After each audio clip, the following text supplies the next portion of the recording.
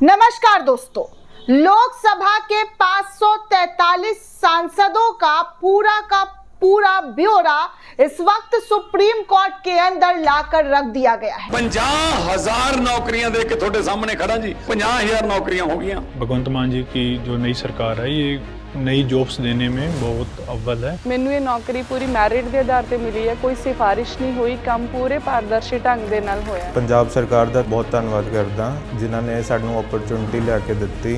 Mechanical engineers ਨੂੰ भी recruit किया। अब तक 50,000 से अधिक सरकारी नौकरियां युवाओं को प्रदान की जा चुकी हैं। ये है नया पंजाब, ये है रंगला पंजाब।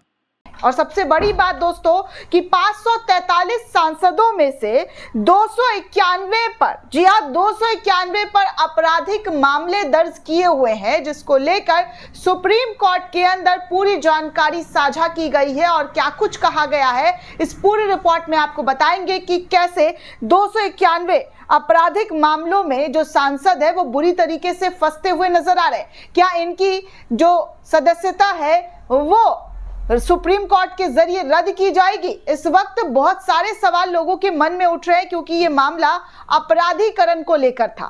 दरअसल दोस्तों आपको बता दें कि सुप्रीम कोर्ट में सोमवार को राजनीति के अपराधीकरण पर एक रिपोर्ट जो है वो पेश की गई। इस रिपोर्ट में बताया गया कि 543 लोकसभा सांसदों में से 291 पर आपराधिक मामले दर्ज किए गए हैं। इनमें से 170 सांसदों पर तो ऐसे गंभीर धाराओं में आरोप हैं जिनकी सजा 5 साल या उससे ज्यादा की कैद हो सकती है। यह रिपोर्ट अलग अलग हाईकोर्ट से मिले आंकड़ों पर आधारित है।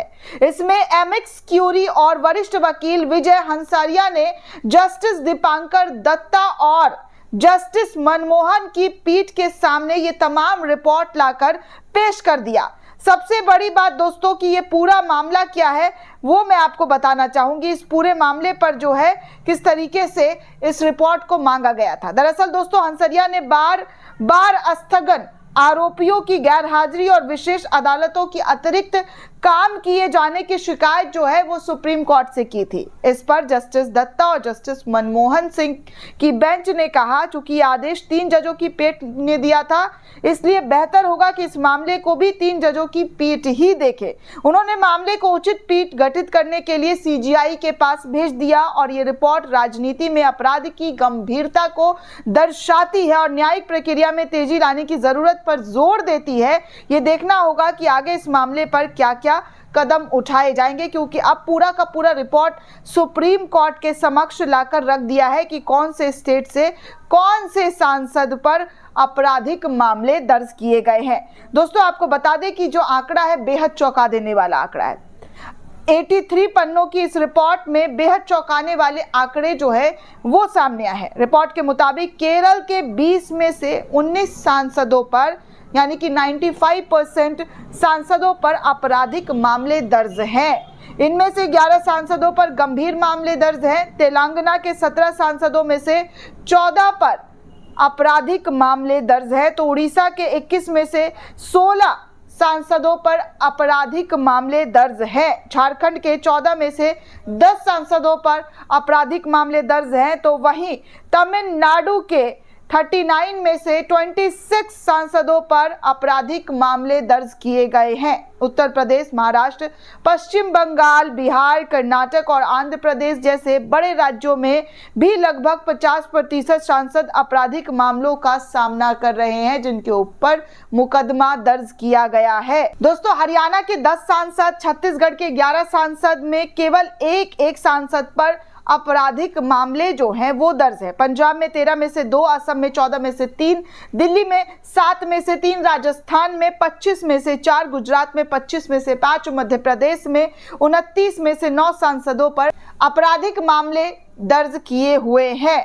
आपको बता दें दोस्तों कि हंसरिया ने अदालत को बताया है कि सुप्रीम कोर्ट ने 2023 में सभी उच्च न्यायालयों को निर्देश दिया था कि मौजूदा और पूर्व विधायकों के खिलाफ लंबित आपराधिक मामलों की सुनवाई की निगरानी के लिए एक विशेष पीठ का गठन किया जाए, लेकिन कई राज्यों ने अभी तक ऐसे विशेष न्यायालय स्थापित नहीं किए हैं।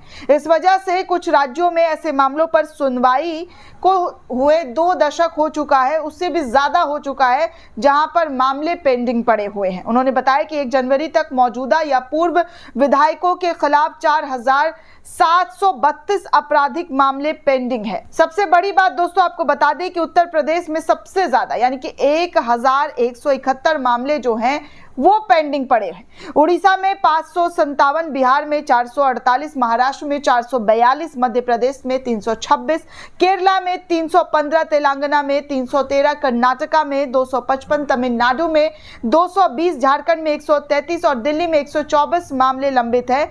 इनमें 4732 मामलों में से 863 मामले के में सीआरपीसी की धारा 144 के तहत निषेधाज्ञा के उल्लंघन का मामला जो है वो दर्ज किया गया। ये खास तौर पर हिमाचल प्रदेश यानी कि 307 ऐसे मामले हैं, बिहार में 175 ऐसे मामले हैं, तेलंगाना में 112 और महाराष्ट्र में 96 ऐसे मामले देखने को मिलते हैं जिन पर गंभीर मामला दर्ज है। दिल्ली में केवल 4 मामले ऐसे दर्ज है जिनके खिलाफ गंभीर मामले में एफआईआर दर्ज किया गया है। अब ये पूरा मामला दोस्तों सुप्रीम कोर्ट के समक्ष आकर रखा गया है। सुप्रीम कोर्ट में पूरे आंकड़े पेश कर दिए गए हैं, कौन से स्टेट से कहां पर किन नेताओं के ऊपर आपराधिक मामला है, वो सब कुछ सुप्रीम कोर्ट के समक्ष रखा गया। अब इस पूरे मामले पर किस तरीके की कार्रवाई होती है, कैसे सुनवाई होती है, ये देखना दिलचस्प होगा। क्या होता है सुप्रीम कोर्ट के जरिए लिया गया निर्णय, ये बेहद अहम होने वाला है क्योंकि आपराधिक मामलों का जो एक लंबा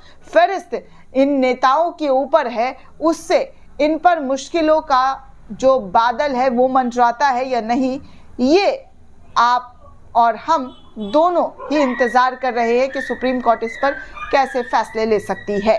दोस्तों इस पूरे रिपोर्ट को लेकर आप क्या सोचते हैं, आपकी क्या प्रतिक्रिया है, हमें कमेंट करके जरूर बताइएगा। साथ ही साथ चैनल को ज़्यादा से ज़्यादा लाइक, शेयर और सब्सक्राइब करना बिल्कुल भी ना भूलें। धन्यवाद दोस्तों।